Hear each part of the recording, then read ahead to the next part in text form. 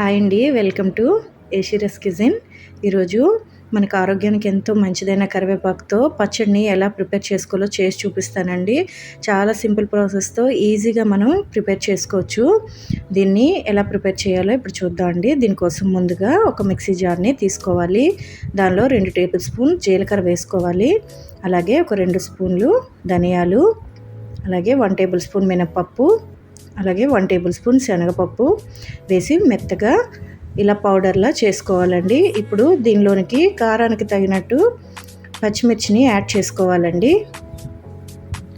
అలాగే చిన్న సైజు చింతపండు, అలాగే కడిగి ఆరబెట్టుకున్న కరివేపాకుని ఒక కప్పుడు తీసుకోవాలండి. ఒక కప్పుతో కరివేపాకు అయితే సరిపోతుంది. అది కూడా మిక్సీ జార్లో వేసుకొని రుచికి సరిపడా ఉప్పును కూడా యాడ్ చేసుకోవాలి. తగినన్ని నీళ్ళు పోసుకొని మెత్తని పేస్ట్లా గ్రైండ్ చేసుకోవాలి.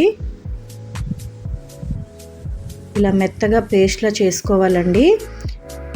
ఇలా చేసుకున్న పేస్ట్ని ఒక పక్కన పెట్టేసి స్టవ్ వెలిగించి ఒక ప్యాన్ పెట్టుకొని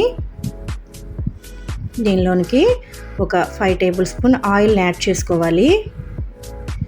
ఇప్పుడు వెల్లుల్లి రెబ్బల్ని ఒక 10 వేసుకోవాలి. అలాగే ఒక 4 ఎండుమిర్చిని కూడా కట్ చేసి వేసుకోవాలండి. అలాగే చిటికెడు ఇంగువను కూడా యాడ్ చేసుకోవాలి. యాడ్ చేసుకొని వెల్లుల్లి ఎండుమిర్చి అనేది బాగా వేగేదాకా ఫ్రై చేసుకోవాలి. ఇలా మనకి వేగితే సరిపోతుంది. ఇప్పుడు గ్రైండ్ చేసి పెట్టుకున్న కరివేపాకుని వేసుకోవాలండి. వేసుకొని ఫ్లేమ్ని మీడియం ఫ్లేమ్ పెట్టుకొని ఇప్పుడు ఒక 1/2 టీ స్పూన్ పసుపును కూడా వేసుకొని కలుపుతూ మీడియం హీట్లోనే మనం దీన్ని బాగా ఫ్రై చేసుకోవాలి. ఒక 10 నుంచి 15 నిమిషాలు మనం ఫ్రై చేసుకుంటే కనుక ఇలా మనకి పచ్చడి అనేది రంగు మారి మంచి సువాసనతో కమ్మగా ఉంటుందండి.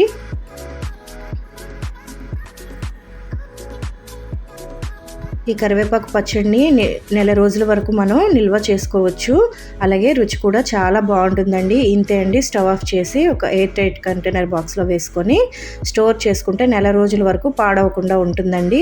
కరివేపాకు పచ్చడిని ఇది టిఫిన్స్లోనికి అలాగే రైస్లోకి చాలా బాగుంటుంది. మీరు కూడా ఒకసారి ఇలా ట్రై చేయండి. మీకు ఈ వీడియో నచ్చినట్టయితే వీడియోని మీ ఫ్రెండ్స్ అండ్ ఫ్యామిలీకి షేర్ చేయండి. అలాగే కొత్తగా ఎవరైనా ఛానల్ చూస్తున్నట్టయితే ఛానల్ని సబ్స్క్రైబ్ చేసుకోండి, లైక్ చేయండి, కామెంట్ చేయండి. Thank you for watching.